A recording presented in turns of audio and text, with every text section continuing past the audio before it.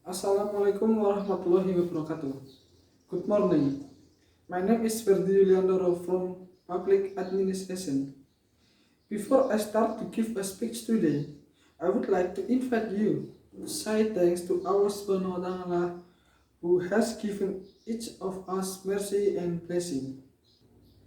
And I also deliver salawat and salam to our Prophet Muhammad Sallallahu Alaihi Wasallam, who has brought us from the darkness to the brightness, so we are always in the right way.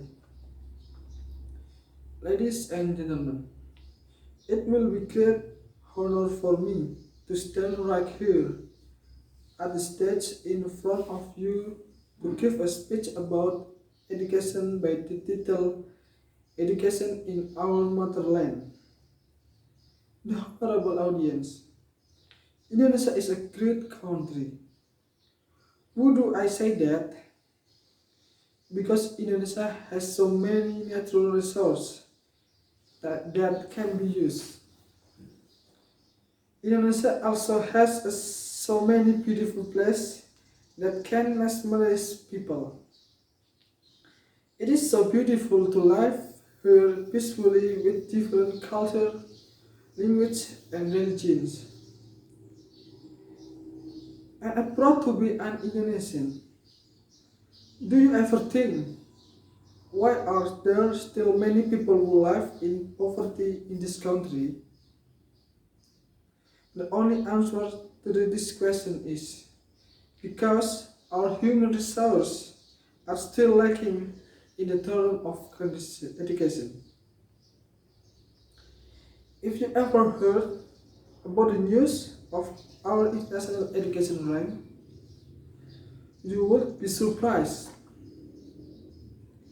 As quote from Education for All or EFA, Global Monitoring Report 2011, which is published by UNESCO and launched in New York on Sunday, 1 March 2011. Our international education rank was up at 69 plus from 129 surveyed countries all over the world. This rank was lower than in 2010, and this year, in 2017, Indonesia is at 62 plus from 72 countries in the world. The honorable audience, it opened a question that runs through my head. What's wrong with our education? Indonesia is a great country with many talented young generation. It's undoubted again that there are so many Indonesian students who win international education Olympiads, such as mathematics, chemical, physics, and other. But why our international education rank is still low? So, what is going on with our education? Is that the program at our school, or is it the system in our country? I have no idea so far. There must be a reason why our human resource and our global rank in the education are still low. One of the reasons is that our education is expensive. Why do I think so? For middle up to high class people, the cost of our education is nothing. But for those who live in a lower economic class, do they feel the same? Of course not. The cost of our education is beyond their reach. Many of them even abandon their study to go to school just because they have to work to fulfill their needs. They help their parents to go to work. This is not only a reality show on a TV program.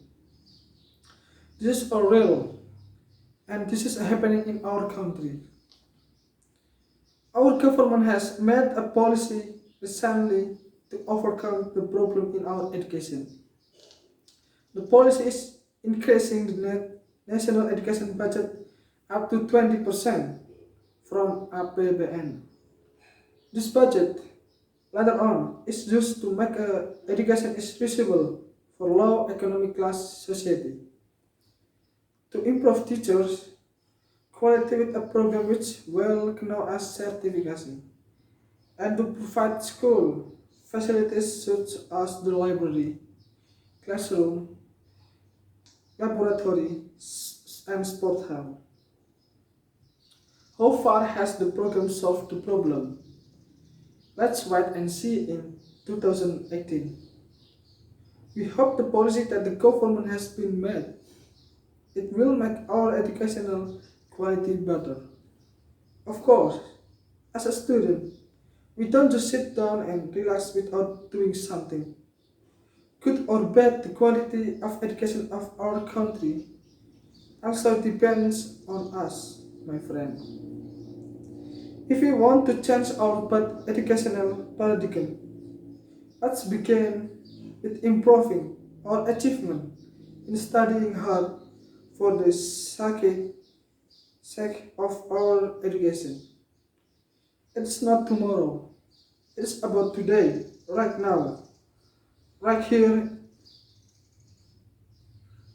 We can change our future, we can do better. I hope this speech will be useful for you and especially for me. Thank you for your attention. The last thing I will say, life is too short, but our journey is still long. Do your best. Thank you so much. Wassalamualaikum warahmatullahi wabarakatuh.